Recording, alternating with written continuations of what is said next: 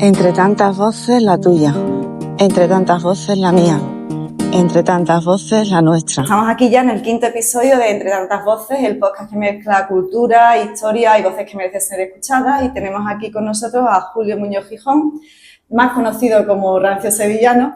Y bueno, pues para que nos hable un poquito de su trayectoria y de todo lo que ha hecho. Hola, Julio. Hola, Mar, ¿qué tal?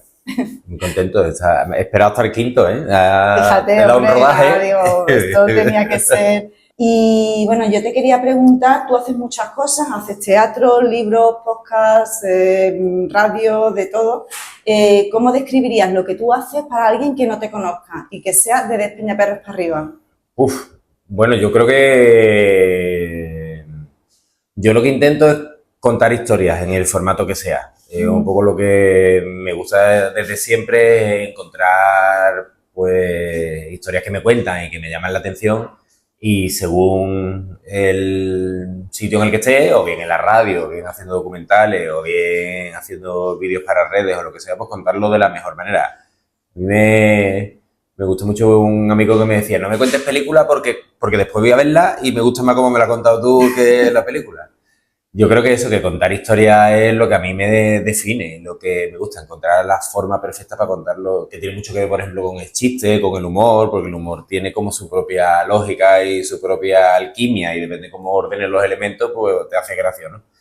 Pero a alguien de Despeñaperro le diría que yo soy un tipo que cuenta historias y que lo que me gusta es contar historias de mi alrededor que puedan contar cosas de cualquiera. Un poco siempre pensamos que lo que está cerca no cuenta cosas al que no está ahí, y yo creo que todo lo contrario. Un storyteller, ¿no? Que se dice ahora, un storyteller ahí. Cuenta chistes. No, hombre, pero tú eres un escritor. ¿Cuántos libros has escrito? Pues mira, yo creo que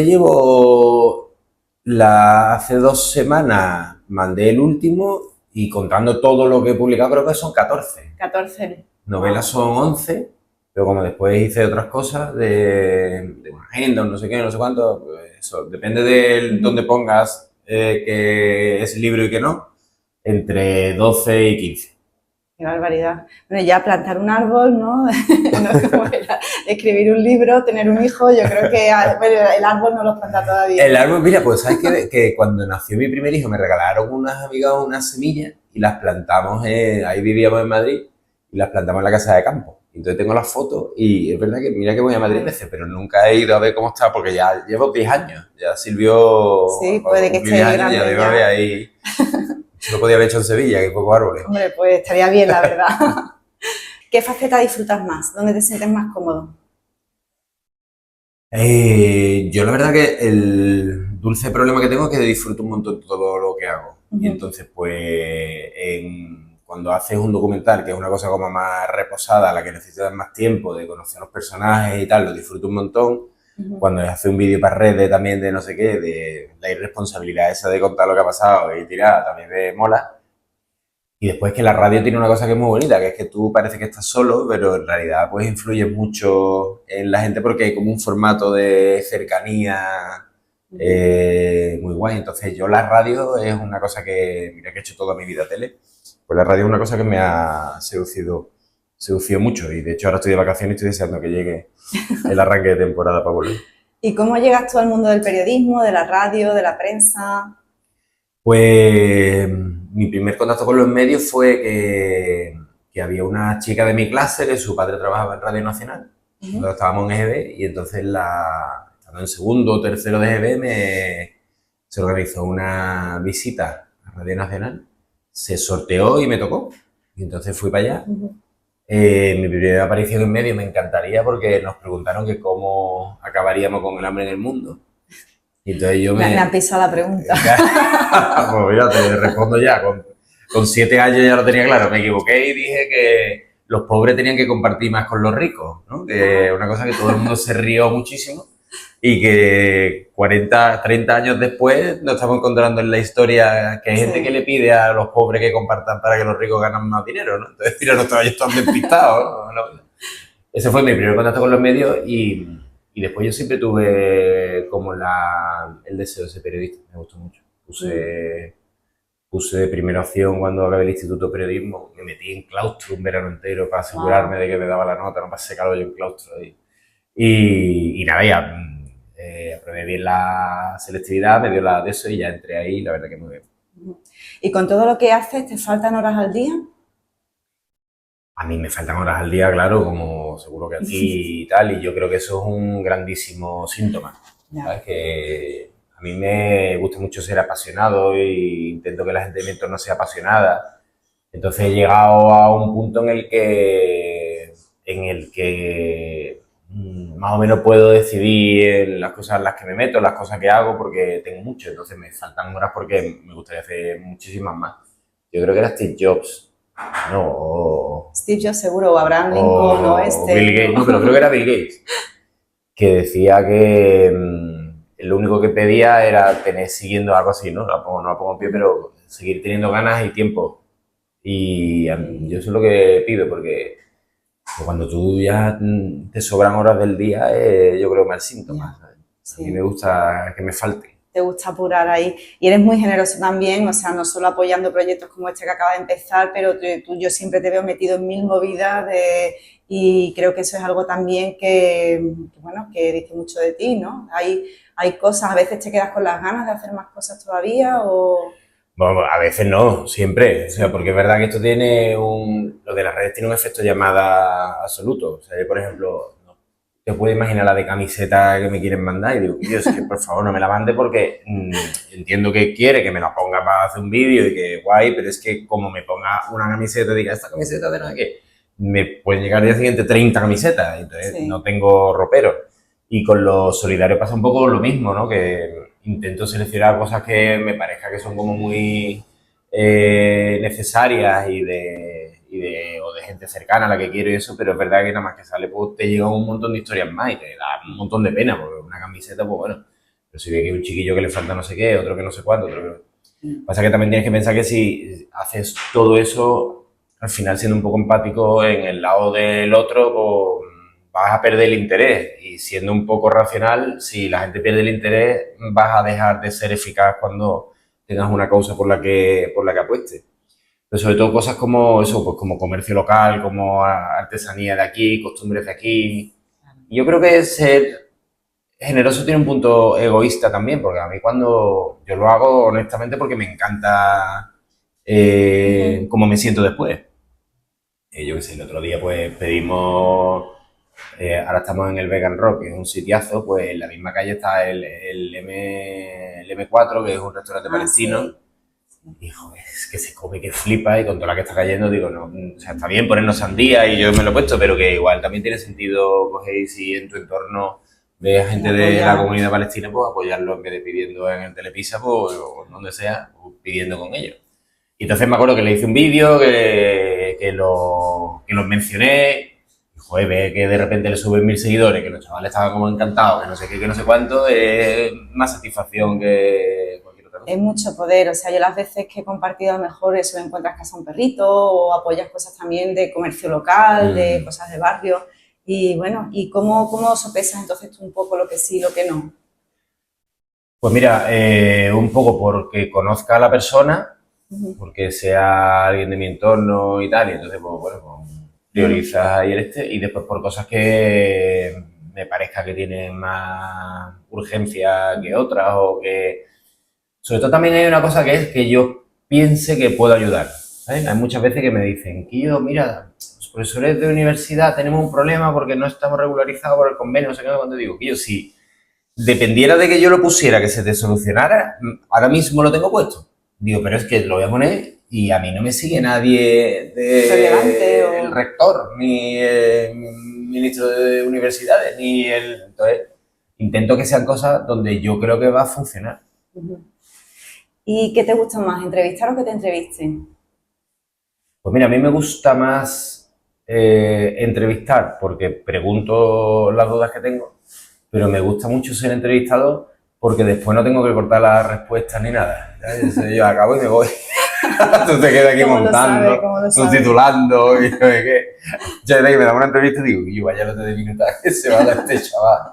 Y yo en mi casa, entonces todo tiene su parte buena. Su parte buena. Bueno, y una persona tan creativa como tú, con el auge que hay ahora de las nuevas tecnologías, de la inteligencia artificial, ¿cómo ves tú todo eso? Pues mira, yo es que Soy bastante intervencionista en mi vida. Yo entiendo que esta gente que dice lo de cuanto menos Estado mejor. No, no, yo quiero que cuanto más Estado mejor, porque está demostrado que las personas, si no nos ponen barreras, somos unos hijos de puta. Entonces, si tú imagínate que quitáramos los límites de velocidad de las carreteras, ¿cuánta gente se mataría? ¿No? O sea, lo que pasa es que vamos despacito porque te multan, porque es un radar, porque es no sé qué, ¿no? Con la inteligencia artificial, los patinetes, tú dices, yo, hay que quitar los patinetes. No, lo que hay que multar al señor que vayan 4 montados en un patinete, que vaya por la acera, pues oye, no quitarlo, ¿no? La inteligencia artificial hay que quitarla, ¿no?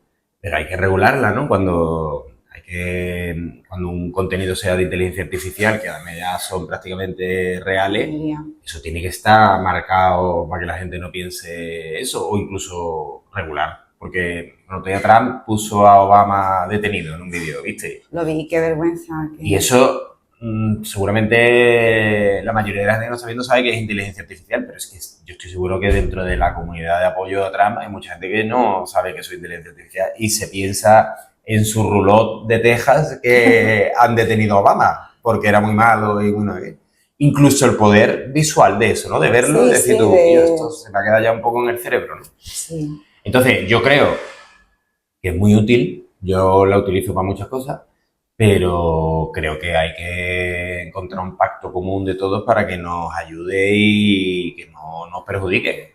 Vamos, además es que el otro día vi Terminator con mi hijo y es tal cual, vamos. La 1 o la 2. Y la 1. Sarah Connor es hoy, vamos. No estaría contenta Sarah Connor. No le dé más a GPT, Rey, que después tengo que venir yo con las escopetas. Qué fuerte. Y bueno, sí, tú lo acabas de decir, que tú utilizas alguna de estas herramientas. Te he preguntado un poco si las has añadido a tu proceso creativo, si... Yo no tanto en el proceso creativo, porque ahí no he encontrado que me afine. Y a ver, tampoco he trabajado mucho en modelos. Tengo colegas que sí le dan más caña a ChatGPT, por ejemplo. Pero yo uso una que se llama Manus y sobre todo lo utilizo para... Yo sé, cuando tengo que hacer una presentación que la tengo ya más o menos redactada y este rollo de ordenar y tal, a eso sí. Pero, por ejemplo, una novela no tiene sentido, un tuit no tiene sentido, yo sé, una dieta, por ejemplo, del otro día me contaba mi amigo Juan Luque que le pide, oye, tengo tomate, no sé qué, no sé cuánto, no sé qué, y estoy con 2 niños, me dices una receta paso a paso para hacer esta tarde, no sé qué, y entonces, pues, eso es guay. Claro, es muy buena idea. He echado una tarde fabulosa con los niños y hace, pues como Gabino ha contado, ¿no? Mortadela con aceitunas veganas. Eso está genial y hay que aprovecharla. Pero claro, yo también es que yo me dedico a la creatividad, que sí, que yo sé que hay 1000 personas que dicen que yo no he encontrado todavía una respuesta de la inteligencia artificial que se acerque a lo que yo necesito como creatividad. Ahora, una vez que tengo la idea que me ayude a desarrollarla, eso es genial. Qué guay. Hay un vídeo muy interesante que luego te pondré que habla del efecto un poco de las vacas locas con el tema de la inteligencia artificial. Las vacas locas desarrollaron ese síntoma, bueno, esa enfermedad porque se alimentaban de sus propios cadáveres. En el caso de la inteligencia artificial estamos rehusando lo que hay en el pasado, entonces no se genera, entonces habla un poco de todo eso. Te lo voy a pasar, es muy interesante, lo voy a poner también en el enlace. Pero que nos pasa un poco a nosotros... Por ejemplo, si tú escribes un libro, no es un libro nuevo, es un libro que te va a coger H, B y C. ¿Qué va a pasar luego cuando la inteligencia artificial se alimente de lo que la propia inteligencia artificial ha creado? Vamos a terminar con unas... Y sobre todo que yo creo que hay gente que escribe cosas con inteligencia artificial y se la manda a otras personas que en vez de leérselo se lo pasan a la inteligencia artificial para que se lo resuma. Entonces es como decir, estamos haciendo trampa al solitario, ¿no? Eso no tiene sentido. Pero que eso nos pasa también con la nostalgia muchas veces. Mira que yo soy rancio y que muere Silvio en Triana, no sé qué, digo, pero igual estamos opacando a los Trianas de dentro de 20 años. O sea, yo creo que tenemos que combinar precisamente por eso, para que esto no sea constantemente un regurgitado de lo antiguo que lo volvemos a hacer, que no sé qué, no sé cuánto. Yo creo que hay que reivindicar pues, a los califatos, a los Verafauna, a los del mismo torito. Estoy hablando de música como de todo, ¿sabes? Porque si no nos quedamos en Silvio y el Pali, que son maravillosos, pero nosotros tenemos que construir nuestros propios Silvio y nuestros propios Palis como generación, porque si no seremos una generación que ha vampirizado lo que tenía otra. no hemos aportado nada. Y lo mismo con las películas, cuántos remakes hay ahora, cuántos Spider-Man hay ahí sueltos. Eso es una cosa horrorosa. No sé, yo creo que los de nuestra generación, porque yo tengo un par de años más que tú, yo creo que hemos tenido mucha suerte de tener esa infancia en la que teníamos todo fresco, había una música, bueno, a lo mejor es que ya me estoy volviendo mayor. Sí, de todo tiempo pasado era mejor. Yo tengo siempre esa lucha de decir, ¿esto realmente Claro. era así o es que yo me estoy haciendo mayor? Claro. Pero no sé, yo creo que Regreso al Futuro 2 fue la primera que empecé, bueno, no lo sé. No. A mí yo creo que yo tengo dos hijos y creo que tienen una infancia muy guay. Y a mí eso además me enorgullezco mucho. Yo no sé si seré buen padre o no.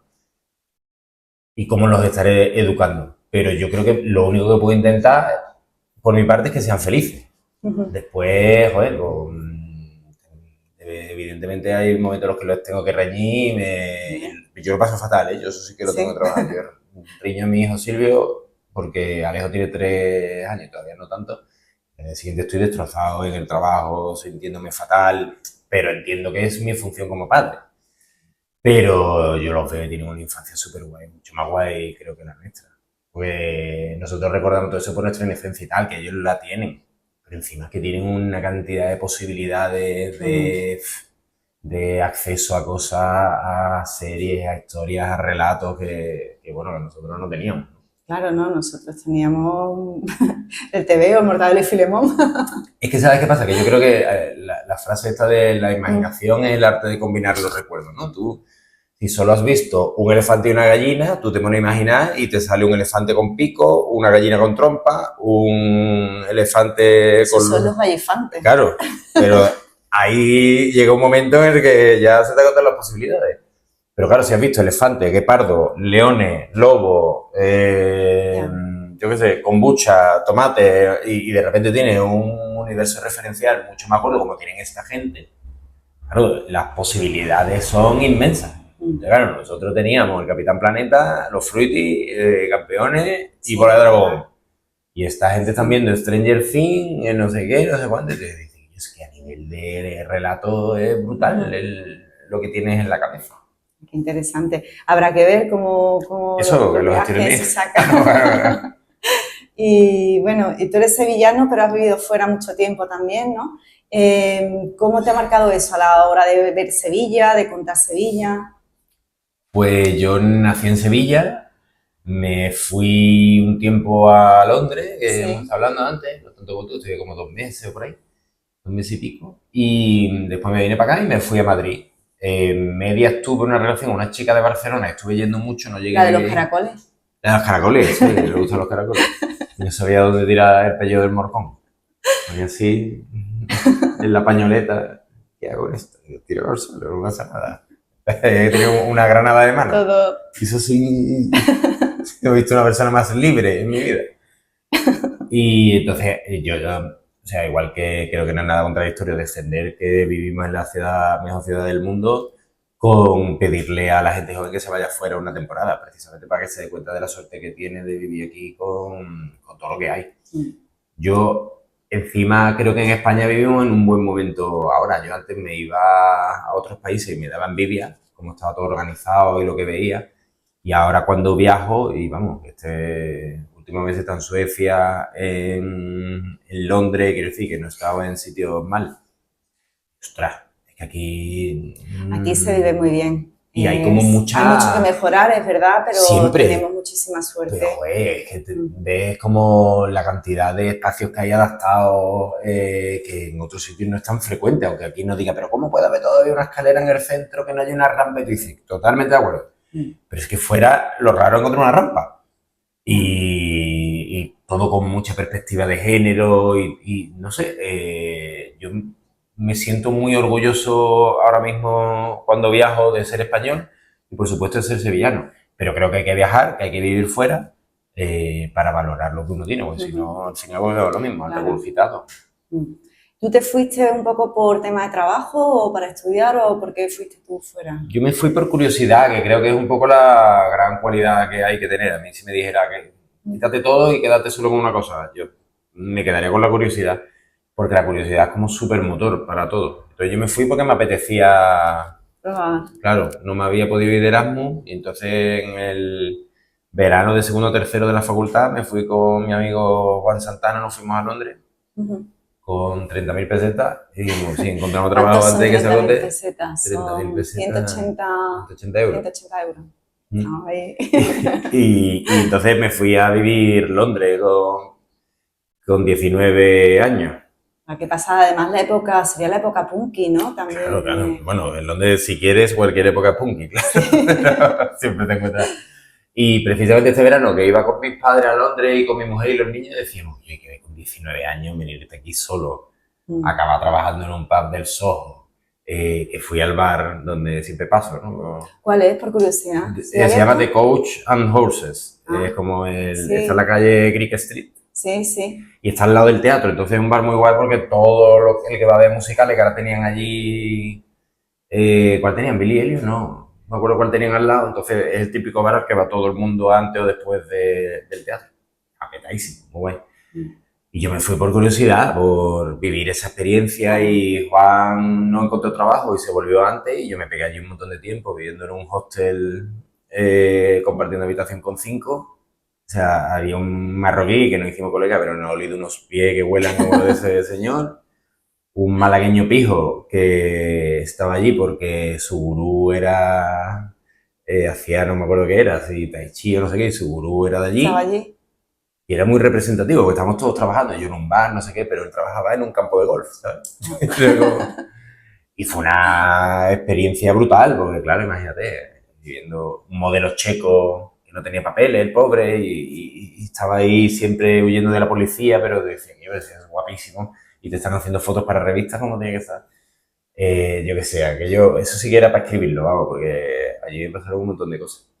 Y después vienes y dices, pues qué bien, check, pero me siento más cómodo aquí en mi sitio, ¿no? Sí. Disfruté Madrid, la he hecho de menos cada momento, Londres igual, pero me alegro de vivir. O sea, ¿tú consideras que Sevilla es tu sitio?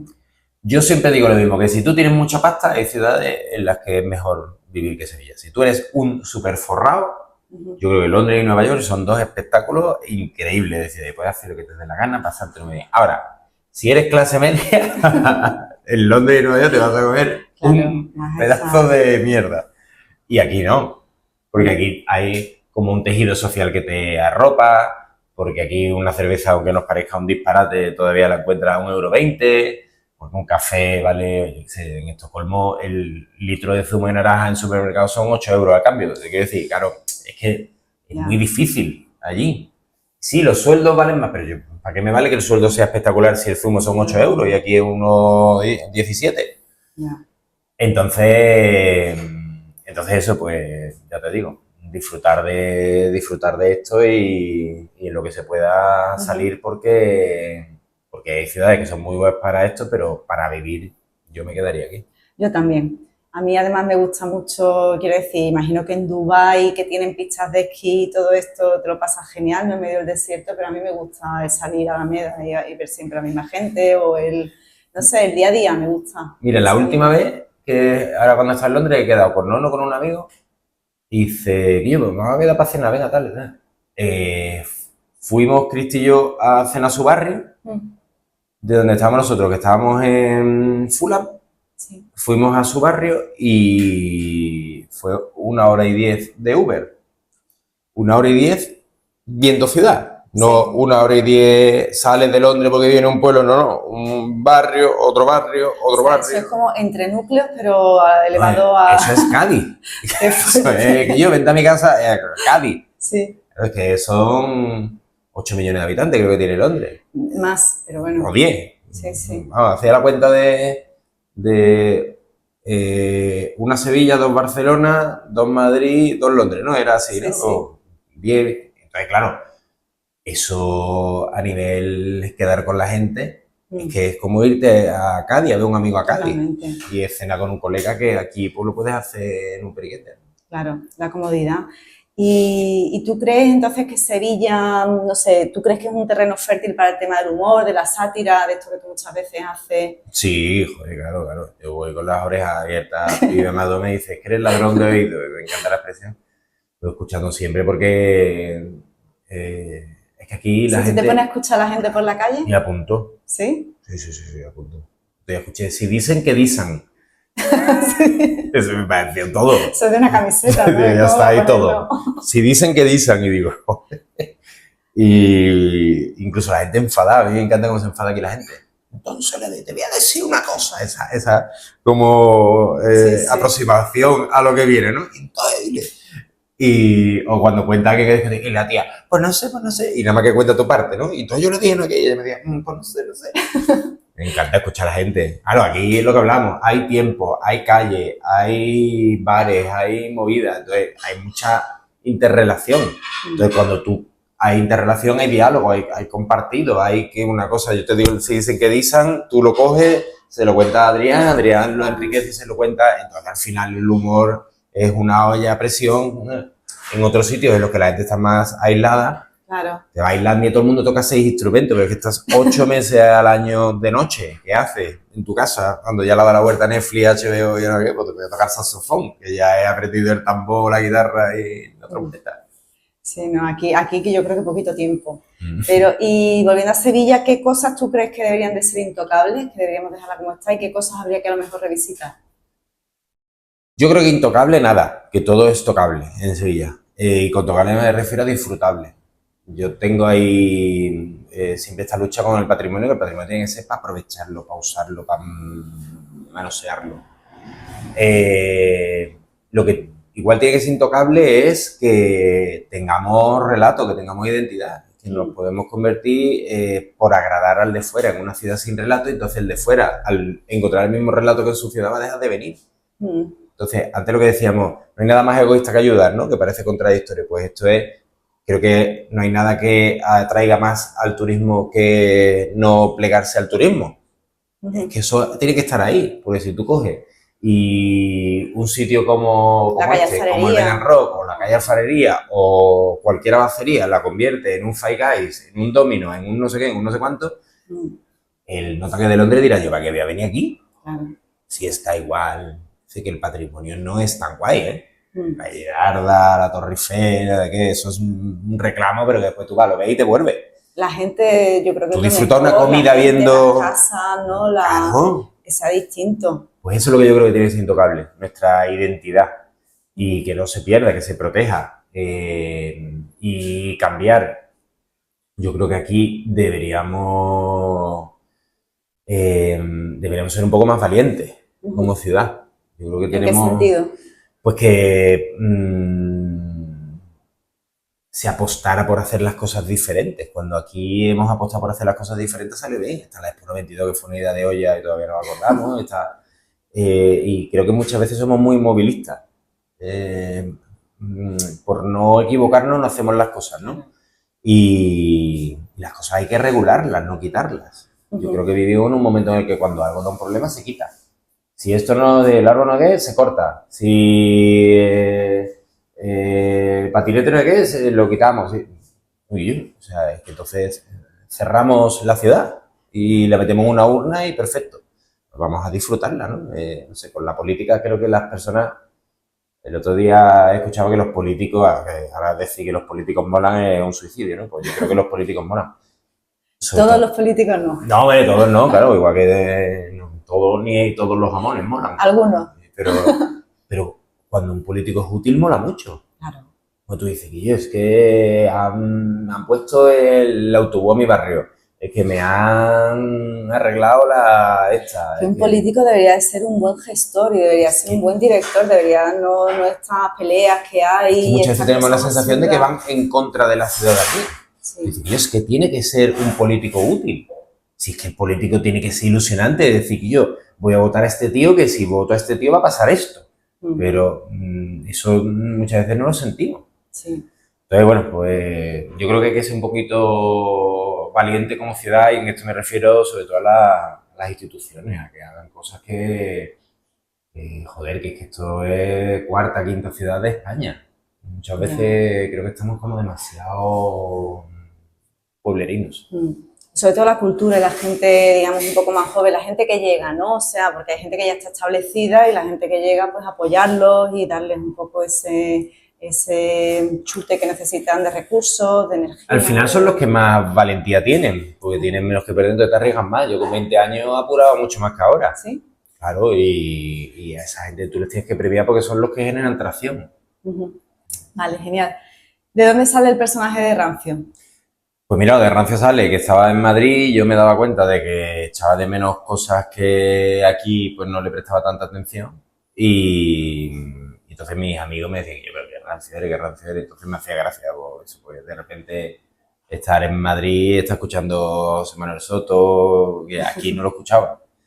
Y un poco era esa morriña, ¿no? Entonces me hizo gracia y me monté unas redes sociales, como no pegaba a contar eso en mis cuentas, que eran más serias, profesionales de periodismo, pues me hice el rancio y pues nada, la verdad que desde el principio fue como un despegue gordísimo. ¿Y cómo ibas tú a saber que aquello iba a pegar, no? Porque ¿qué año me estás hablando? El 2000 algo, ¿no? O sea... Pues aquello fue como 2012, 2013, sí, o sea, por ahí. ¿y qué empezaste? ¿En Twitter En Twitter. a lo mejor? En Twitter. Empecé en Twitter.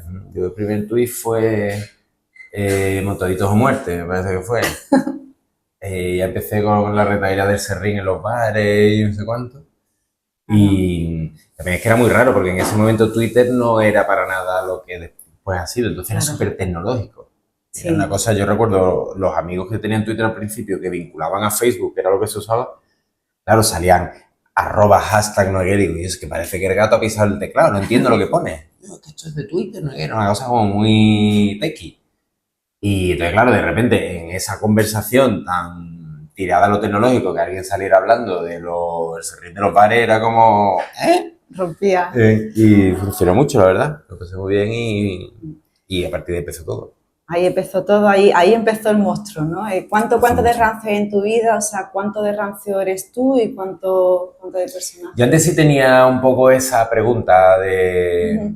Ya no, ya soy bastante... Yo creo que cuando tú te creas un personaje es muy difícil ser ese personaje todo el rato. A mí por lo menos no me saldría.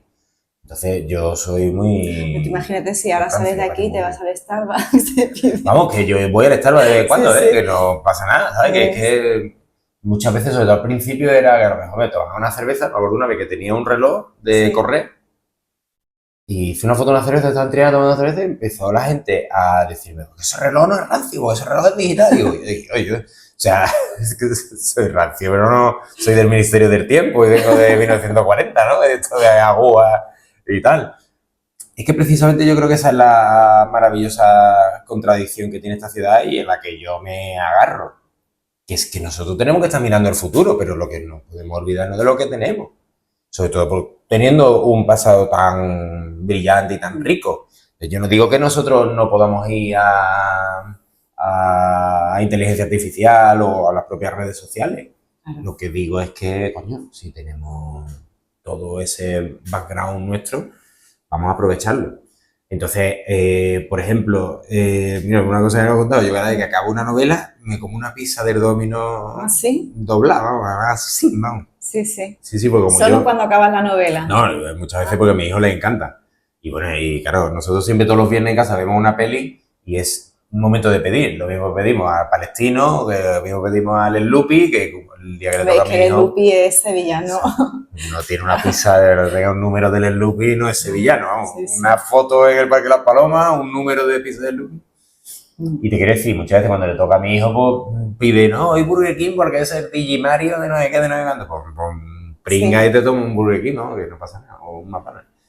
Que no pasa nada, pero que la mayoría del tiempo sí prefiero... Pero profesionalmente, ¿cuánto dirías tú que te ha comido de lo que tú haces? ¿Cuánto es Rancio y cuánto es Julio? ¿Cuánto es escribir tus novelas y cuánto es el personaje, las redes sociales?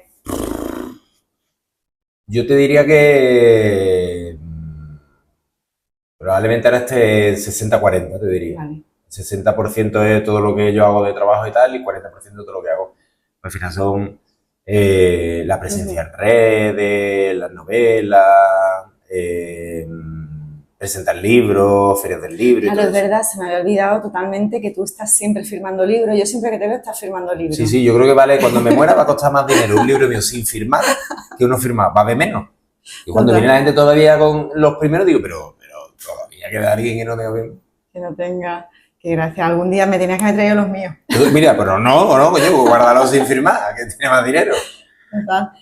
Y hablando de tus libros, tú has pasado... Pero perdona, con Sí. la dualidad esta pasaba una cosa, ya no tanto, pero sobre todo al principio que yo no daba mi identidad de rancio, Sí. ahí sí era una movida. Porque a lo mejor a mí se me ocurría un tuit, lo ponía, y ahora después estaba con amigos y lo contaba, y decía, eso se lo viste rancio, y yo, Porque soy yo. tú empezaste la cuenta secreta, o sea, tú- Claro, yo no di mi identidad. Claro, Y entonces la gente, claro, me salía a mí lo que acababa de poner, como era la misma persona, pues lo decía. como Superman y Clark Kent. Eso, yo me metía en una cabina y salía de... Mira, ¿y qué fue lo que cómo dijiste? No El sé yo. libro. Ah, El vale, libro. claro, O ya sea, el libro tenías ya... que... Vale, tú has pasado un poco del humor a la novela, con además novela negra y policíaca. ¿Qué es lo que te hace combinar esos estilos tan distintos? Bueno, que yo hace 2 años estuve trabajando en productoras de Madrid, que lo que hacía era como buscar historias para series documentales, sobre todo de crímenes. Entonces me pegué 2 años que mi vida era quedar con estafadores, asesinos, secuestradores, y entonces me daba como mucha verdad, ¿sabes? Cuando a mí me gusta mucho la novela negra, pero llega un punto en el que es lo que hablábamos antes, un cliché sobre otro cliché, sobre otro cliché, sobre otro cliché, y ahora meto unos nazis, y ahora meto un narcotraficante, y ahora meto todo igual, ¿no? Y entonces, como de repente estaba cerca de gente que eran protagonistas reales de cosas así, sentía que tenía mucha verdad sobre ese terreno.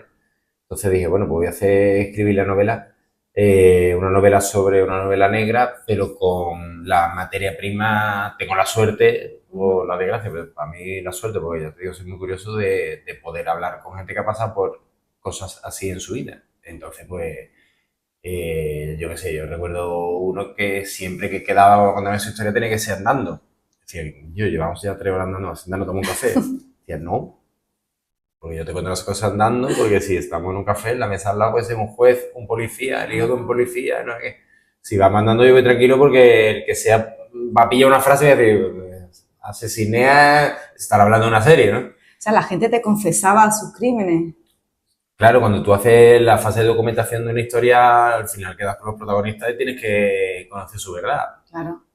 Jo, que bueno, no lo sabía yo, eso me parece fascinante. Sí, sí, entonces en el libro que escribí, True Crime, al final el asesino es una mezcla de todas esas conversaciones con gente que pues, ha pasado por la cárcel o que ha metido la pata o que directamente son malos, ¿no? Sí. Esto te lo habrán preguntado ya, pero ¿por qué True Crime? ¿Por qué en inglés el título? Porque, bueno, porque es un poco el nombre del género y porque realmente lo que quería era que quedara claro que había mucha verdad en todo eso. Que era true, Era verdad. porque era un crimen y era real porque estaba compuesto de muchos crímenes reales. Entonces, la mayoría de las cosas las alimenté de esa conversación de la que te ¿Qué lleva a una persona a cometer un crimen? hablo. ¿Son psicópatas o son gente normal que se ven un poco apurados, se ven Yo- contra las cuerdas? Mi sensación es que el contexto tiene mucha incidencia. Para mí hay 2 elementos claves siempre. El contexto, depende de donde tú nazcas, tienes una serie de referentes de cosas que te llaman la atención y que te parecen normales. Entonces tú, si ves que a tu alrededor todo el mundo está vendiendo cocaína, para ti vender cocaína es como para otra persona tomarse una cervecita. Exactamente. ¿Tú crees que el criminal nace o se hace? Yo tampoco te puedo hacer un estudio antropológico, pero es verdad que de hablar con la gente me doy cuenta de que hay como 2 aspectos para tú convertirte en alguien que sea un criminal. El primero es el contexto, sobre todo en la época de formación normalmente había como un elemento común que era que todos se habían criado en sitios en los que había cosas que no eran nuestra normalidad o la normalidad de alguien que no esté en eso. Entonces, si tú ves que tu padre le pega a tu madre, que tu hermano se mete en pelea, que tus amigos te dicen que eres tonto porque todos están ganando mucha pasta por vender cocaína, que un lunes por la mañana te puede fumar 14 porros y no sé qué, tu construcción de valores admite que tú puedas hacer muchas cosas que otra construcción de valores no, porque tu entorno no te está parando al principio. Eso por un lado. Y después que al infierno se entra poco a poco. Tú la primera vez haces esto y después esto otro y después esto otro y después esto otro y cuando te das cuenta te carga contigo. Pero a lo mejor empezaste pues, robándole a un chavalito, en otro momento pues decidiste y a comprar una placa no sé dónde y venderla, en otro momento te das cuenta de que yo para qué voy a comprarla, se la quito a este que es tonto, ese se la quita, ese viene a pegarte, tú coges como me va a venir a pegar, pues yo le pego y lo dejo medio muñeco, ya dejo uno medio muñeco, ya empieza la gente que yo, esto es un chungo, ya tú te crees que eres un chungo, ya cuando te das cuenta dices que yo, ¿cómo he llegado yo Aquí. a secuestrar a 2 personas, matarla y enterrarla? Porque lleva 10 años sin tenerle miedo a nada. Entonces son un poco las dos cosas, el contexto y lo gradual. Que nadie de repente de primera mata a 4 personas, pero es verdad que te vas metiendo en una normalización de cosas que son extremas y al final, pues, hasta que te paran, pues nada, a todos los cogen y a todos los paran. O sea, eso es la policía, de verdad que tenemos... la policía es como los políticos, una cosa que está... Creo que mucha gente se raya cuando habla bien de ellos. Hacen un curro que es brutal, ¿eh? Y no se escapa nadie. O sea, yo ahí, vamos, no conozco a nadie que se haya escapado porque te acaban pillando, ¿no? Nada, que se lo piensen 2 veces. Sí, además, mira, para que veas que muchas veces son muy inocentes, la mayoría de las detenciones, hablar con la policía es porque se van de la lengua. De hecho, yo en True Crime lo que hice fue lo contrario, que es crear un criminal que tuviera un método que es que no se lo contara a nadie. Pero si yo antes, cuando estábamos tomando el desayuno, no ha preparado David, te digo, bueno, pues una vez me fue la mano, atracamos un banco y no sé qué, no sé cuánto, y ahora tú también eres una prenda y un día te detiene y me dice, mira, Mar, dice, Mar, venme contando cosas porque si no te van a caer 20 años. Y tú dices, ya. Claro, Pues echas mira, memoria de lo que te acuerdas. Julio me contó que le pegó un palo a un banco popular en espera, ¿eh? Pues ya tiene tus 16 años en vez de 20. Cuéntame, pues mira, pues David, pues ya tiene 14. Entonces, muchas veces se detienen porque son lenguarones, quiere decir que no son los más preparados del mundo. Qué interesante, qué mundo. Vamos un poquito con las preguntas un poco más livianas. Bueno, no, todavía no. Yo te quería preguntar por este vídeo que tú subiste hablando de los impuestos, de que tú estabas orgulloso, que te gustaba pagar impuestos, ¿no? Que es algo que le puede chocar a muchísima gente. ¿Qué fue lo que te llevó a hacer ese vídeo? El vídeo de que había que presumir de lo que se paga de los impuestos es el vídeo que más me he pensado en el mundo. Sí. Lo pensé un montón porque llevaba un montón de tiempo queriéndolo hacer y no me atrevía.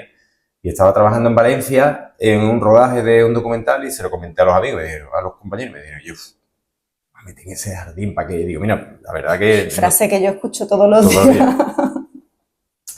Y digo, mira, pues tienes toda la razón, pero es que cuando yo dudo algo lo dejo ahí como en barbecho y si se me va, pues se me fue y si no, pues creo que lo tengo que hacer.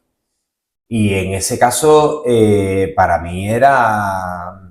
no sé, me sentía que tenía una responsabilidad, o sea, yo es que tampoco he sentido que tiene más seguidores del mundo, pero es verdad que si te sigue una comunidad, lo que tú piensas que está bien tienes que intentar hacerlo, porque si no después quejarte solo es un poco absurdo. Y entonces yo soy hijo de lo público, lo que cuento en el vídeo, ¿no? Mis padres serían de los primeros que se divorciaron en Sevilla. Mi madre se tuvo que ir, nos tuvimos que ir con una amiga suya a vivir porque estábamos tiesos. Yo me crié con mi abuela porque mi madre estaba estudiando para unas oposiciones porque tal.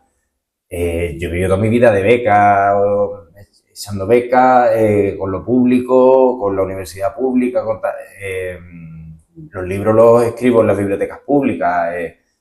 Yo si no hubiera habido un estado del bienestar, una organización de las cosas, yo no podría haber hecho ni el 10% de las cosas que he hecho. Entonces, si ahora me va bien, creo que es justo devolver eso. Y eso que me parece una cosa de sentido común, el vídeo lo hago porque de repente me encuentro en un contexto en el que todo el mundo, ya ha venido, ya me han quitado dinero, ya me han clavado, ya me han robado, no, tú eres tonto porque yo me voy a Andorra y con que esté un día menos de la mitad del año puedo vivir en Barcelona, pero tal. Y digo, yo es que... ¿Dónde está la solidaridad, la integridad? Si tú has llegado a tener tanta pasta como para tenerte que ir a Andorra, igual la función pública tenía algo que ver, ¿no? Y ahora te ponen así, que es que no vengan más, que consigan lo que tú, o cómo. Aparte, vete a vivir a Andorra, ¿tú estás en Andorra? Ese tieso, es Andorra. Y entonces por eso hice el vídeo. Y lo más bonito de ese vídeo fue, aparte de que me quedé a gusto, que la reacción fue con toda la contraria a la que yo pensaba. Y lo mayoritario fue, Quillo, menos mal, Quillo, qué bien, Quillo, que... Entonces me dio la sensación de que no estábamos solo en esto. Digo, yo es que creo que, de verdad te lo digo, que no hay que... Ojalá no presumiéramos de tener un Lamborghini y un Ferrari, presumiéramos de yo, que he pagado 40.000, que yo, que bueno, yo he pagado 60.000, pues eso es síntoma de que te va bien. Pero que encima de que te va bien, estás aportando para que ayude a los demás. Y claro, esto es... Ya, pero es que no se lo gastan luego los coches oficiales, gasolina para el avión. Y pues, contra el que haga mal uso del dinero de todos, vamos a muerte. Pero totalmente, que haya uno que meta la pata no va invalida el estado del bienestar. Y sobre todo el ejemplo es la sanidad pública. Y es que en los próximos 10 años, 1 de cada 2 hombres va a tener cáncer y 1 de cada 3 mujeres vaya a tener. ¿Tú sabes lo que vale el tratamiento de cáncer? Fíjate cómo están en ahora te va a quitar de esto. Pero por desgracia son cosas que yo creo que hay que luchar por ellas todos los días. Es que porque no lo quiero decir, es tan fácil distraer a la gente y ahora quitarte todo lo que se ha peleado, se ha luchado durante tantísimo tiempo. Mal, o sea, cuestionar ahora el Estado de Derecho es como que tú tengas 99 años, lleves desde los 12 años pagando los casos y te quite. Ya. Mira, esto no vale para nada. Y yo, ahora es cuando, gilipollas, ahora no te quites de los casos ahora. Con la que está cayendo. Ahora, yo, pago ya 40 veces, estos son unos caras, esto no se usa para nada, no me quiero cuando. Entonces no te quites ahora. Ya. Pues yo tengo esta sensación de decir, pero ¿por qué hay este debate? Sí. Porque sale un señor con una motosierra diciendo, os voy a bajar el sueldo a todos, vais a tener que moriros si os ponéis resfriados y la gente, tienes noto de la motosierra, dale otra. ¿En qué momento me ha cogido el desvío? Si nosotros íbamos para el puerto muy bien, porque no me ha parado en el fantasma y no me quedo aquí. Es tremendo. A mí no me gusta interrumpir, intento no interrumpir, fracaso, pero yo viví en Inglaterra yo viví el 2016, que fue cuando fue el año peor, pero básicamente los 10 años, 12 años que yo estuve allí fue cuando se desmanteló el NHS y llegó al horror que es ahora, ¿no? Entonces, bueno, yo estoy viendo cosas muy parecidas pasar en España, el tipo de planteamiento que se le da a la gente, todo eso, y me preocupa, ¿no? Si no me preocupara, no lo diría. O sea, yo creo que este es uno de los clips que voy a sacar en todas las redes que yo pueda, porque yo creo que la gente tiene que tomar conciencia de lo afortunados que somos y de la responsabilidad que es mantener eso también. Hay una cosa que es que el privilegio es invisible para quien lo disfruta. Entonces, la gente no sabe que trabajar 8 horas al día es opcional. En otros sitios se trabaja mucho más. La gente no sabe que en Estados Unidos no hay 30 días de vacaciones al año. La gente, o sea, una de las cosas que te llama la atención, o sea, a mí me duele cada vez que veo un sin techo en mi ciudad. Pero es que hay 4.000% en Londres. Sí. Y en Estados Unidos es que ni te digo. Es que tú dices que pero, o sea, por supuesto, uno que haya es un problema que tenemos que solucionar y a esa persona hay que darle la oportunidad. Pero es que la estructura que tenemos montada en España es mucho más eficiente, por ejemplo, en eso que en otros países que nosotros. El liberalismo americano, ¿no? El liberalismo americano, tú sabes realmente lo que es. Sí, es, claro. O sea, es la movida que hay gente que vive en autocaravana, como en las películas, que eso no es un exotismo, eso es gente que vive así. O sea, es que hay ciudades portátiles que van donde hay centros de distribución de Amazon y es gente que vive en una caravana aquí y ahora aquí, porque si no, no llega y que no tiene sanidad. Eso es lo que tú quieres, Rey. Eso es lo que a ti te fascina, youtuber mío de mis entrañas. Yeah. Y tú eres el que tiene el altavoz. Sí. Y está diciendo, no, vamos a vivir. Pues precisamente, hay muchos altavoces que te dicen lo contrario, pues yo creo que está bien que hablemos de estas cosas. Es que si no, siempre ganan los mismos. Ya. Yeah. Si no levantas... Mira que lo que hemos hablado antes, yo tengo como... El ADN de mi cuenta es contar cosas positivas, pero hay cosas que tienes que posicionar. Totalmente. Y entonces, bueno, volviendo al tema, ¿a ti qué te gusta más que te digan? ¿Zurdo o woke? Mira, me dicen los dos, pero después por otro lado, es que cuando te pones a tener una comunidad tan grande, y la mía ya te digo, tienes más seguidores que yo. Hay comentarios de todo tipo. Es que a mí me dicen zurdo con un vídeo también de tributación. Me dijeron que yo decía que a mí me gusta pagar impuestos y que me considero progresista, pero que me gusta un entrecó más que cinta de lomo. Me decían rojo de lo EVE y digo, me representa sin problema ninguno. Pero hombre, después, es que una cosa no quita la hombre, otra. pero no tengo ningún problema. Tú puedes tener conciencia social. Progresista y tengo un iPhone. No tengo. Si a alguien le parece que yo tengo que tener un conflicto con esto, que sepa que no lo tengo. Claro. Pero de por otro lado me dicen, es que qué machista esto. Es que váyatelo a tus libros porque los dos son policías y tal. Y Ya. ¿sabes? O hay gente que me dice que cómo puedo retuitear a José Manuel Soto. O, ¿sabes lo que te digo? Sí, que, sí. que al final yo creo que tú tienes que tener claro lo que tú eres, estar tranquilo con lo que tú eres y asumir que va a haber gente que, sobre todo viéndolo en micro, solo una parte tuya, o puede sentir que no se identifique que te la tiene que dar. Si me la da, pues me la da, pero vamos, yo estoy muy orgulloso de que me digan rojo, de que me digan progresista, de que me digan woke. Es que lo del woke es una cosa... Además está mal pronunciado. Eso es woke, ¿no? Es woke, como el walk que tú te haces. Pero bueno. Por favor, pueden poner aquí una rampa para que las personas con silla de ruedas puedan entrar. Yo siempre ¿Cómo? digo que yo creía que era ser buena gente. Que no es ser rojo, quiero decir, tú no firmas ningún partido, pero tú quieres que la gente viva bien, tú te preocupa, tienes empatía por los demás, te preocupan estas cosas y te ponen etiquetas. Y hay cosas, y es lo que tú dices, siempre va a haber por los dos lados gente que te va a mirar que no vas a ser nunca suficiente por un lado y por otro lado te vas a pasar 3 pueblos, pero al final yo creo que es eso, que te importa el que tienes delante. Es que tú dices ahora solidaridad.